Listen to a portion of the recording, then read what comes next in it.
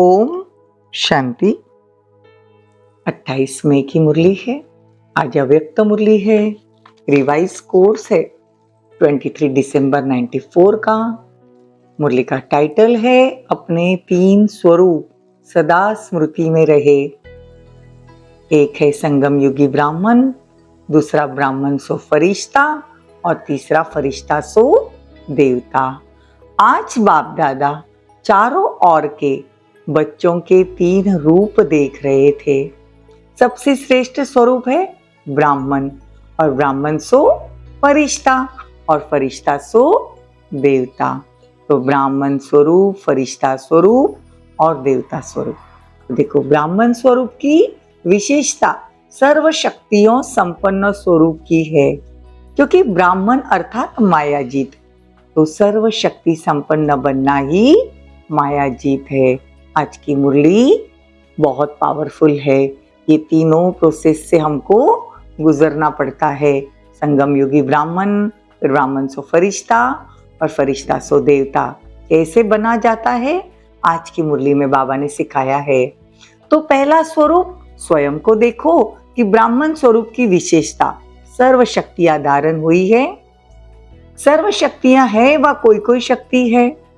तो बाप कहते अगर एक शक्ति भी कमजोर है व कम है तो ब्राह्मण स्वरूप के बदले बार बार क्षत्रिय अर्थात युद्ध करने वाले बन जाएंगे।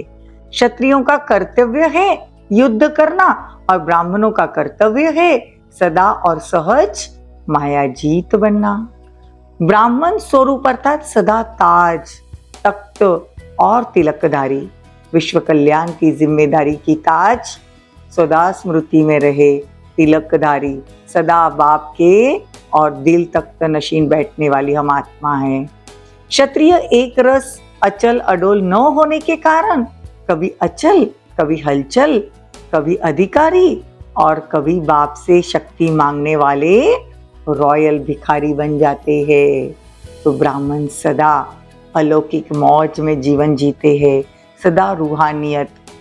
देखो कितना अच्छा कह रहे बाबा कि सदा रूहानियत रीति से अपनी सूरत से बाबा को प्रत्यक्ष करते हैं। क्षत्रिय अर्थात कभी कैसे तो कभी कैसे। तो अपने से पूछो मैं कौन हूँ। कभी ब्राह्मण, कभी क्षत्रिय, यह सदा ब्राह्मण जीवन की विशेषताओं से संपन्न जीवन। क्योंकि ब्राह्मण का लक्ष्य है और जो लक्ष्य है लक्ष्मी नारायण बनना, उसके लक्षण समान होने चाहिए, उनका बोल और कर्म समान होना चाहिए। तो सभी ब्रह्म कुमार कुमारी कहलाते हो, न कि क्षत्रिय कहलाते हो। तो जिस समय युद्ध लगे तो उस समय समझ जाना कि मैं क्षत्रिय हूं, तो अपना फोटो निकाल लेना। तो सारे दिन में कितनी बारी समय प्रति समय ब्राह्मण के बजाय क्षत्रिय बन जाते हो, तो चेक करो और चेंज करो। ये ब्राह्मण स्वरूप के बारे में बाबा ने बताया। अब दूसरा है फरिश्ता स्वरूप। सभी को फरिश्ता बनना ही है ना, कि फरिश्ता बनना मुश्किल लगता है, यह सहज है या मुश्किल है। तो बाप कहते हैं फरिश्ता अर्थात डबल लाइट। तो डबल लाइट तो है कि कभी बोझ उठाने की दिल करती है और उठा लेते हो, वह उठाने नहीं चाहते हो लेकिन माया सिर पर टोकरी रख देती है। तो देखो बाबा कहते हैं कमजोर होने के कारण कमजोर सदा अधीन रहता है ना, तो माया भी अधीन बना देती है। उस समय भाषा क्या होती है, जब माया सिर पर बोझ की टोकरी डाल देती है तो क्या लैंग्वेज होती है, चाहते तो नहीं थे लेकिन हो गया, पता नहीं, हर बात में पता नहीं करते रहेंगे। अगर कोई भी समय मौज की कमी अनुभव करते हो तो फिर से ये पाठ पहला याद करो कि मैं कौन हूं। सिर्फ आत्मा नहीं, लेकिन कौन सी वाली आत्मा, कौन सी आत्मा हो, ये कहने के बाद कितने जवाब आए तो लंबी लिस्ट निकलेगी। दिल में आवाज उठती है ना, रोज मुरली सुनते हो तो मैं कौन का भिन्न भिन्न पाठ भी पढ़ते हो ना, तो बाबा कहते हैं सुनते रहते हो। तो फरिश्ता अर्थात डबल लाइट, लाइट अर्थात हल्का।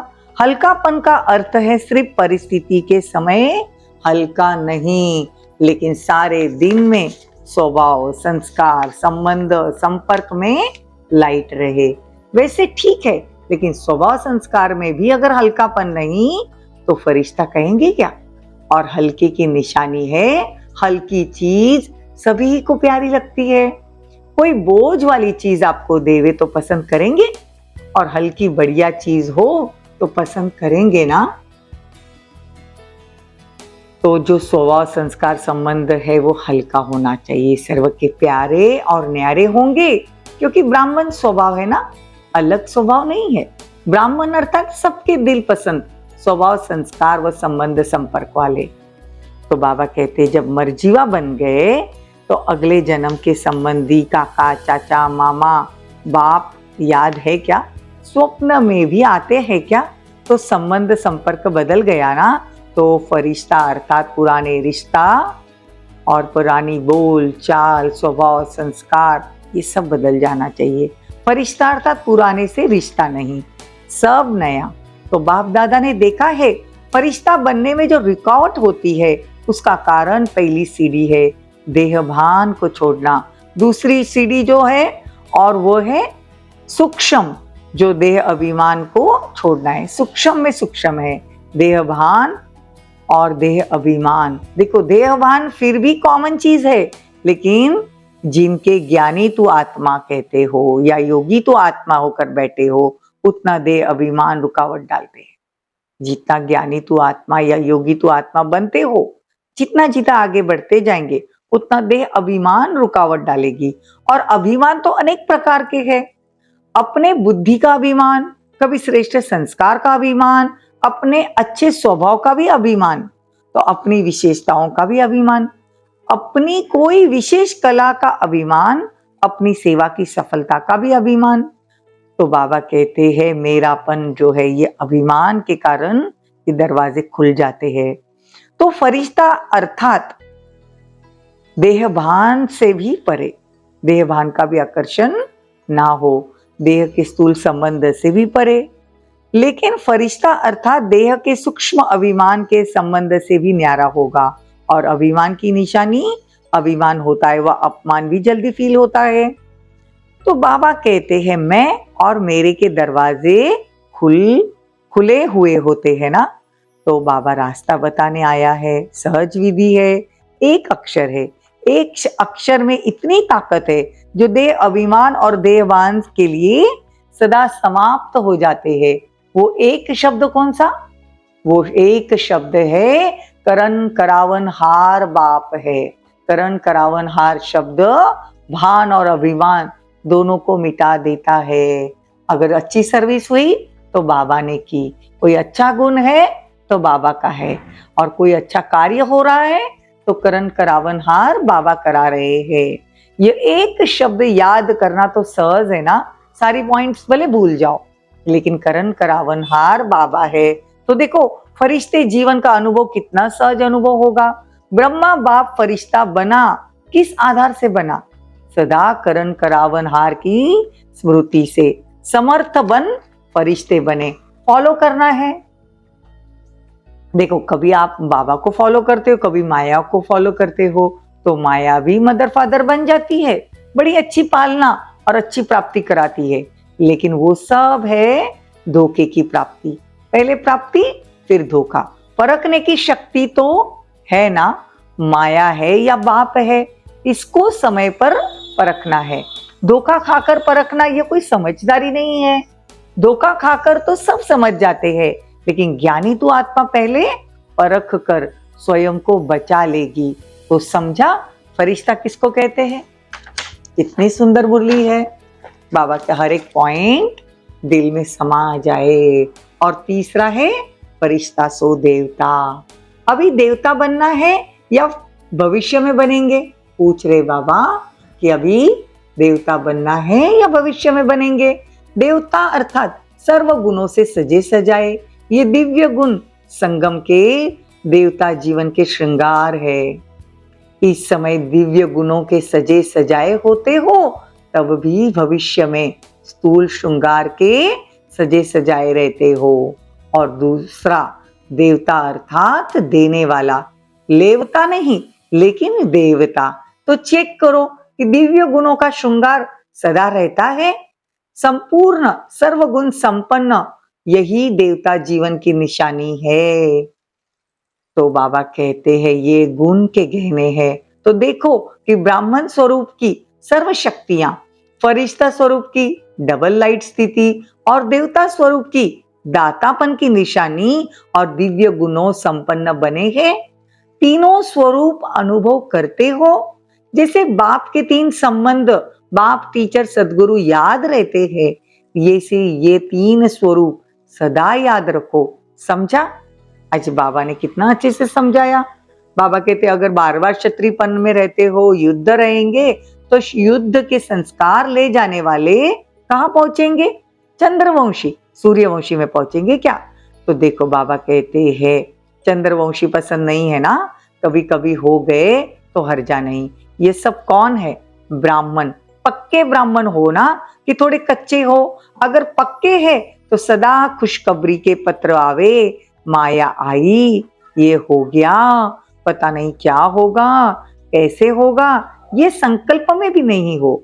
बाप तो कहते स्वप्न मात्र भी नहीं, स्वप्न में भी क्या, क्यों नहीं, ऐसे पक्के बनो। निमित्त वाले ही कच्चे पक्के होंगे तो और क्या हाल होगा दूसरों का। तो पांडव बैकबोन हो ना, तो बैकबोन बनना अच्छा लगता है ना, तो समाना, हर बात दिल में समा लेना है। बाबा कहते बैकबोन बनना अच्छा है, सेफ हो बहुत, नहीं तो मार खाते हैं। देखो बैकबोन बनना अच्छा है, सेफ बहुत हो, नहीं तो मार खाते रहते हैं।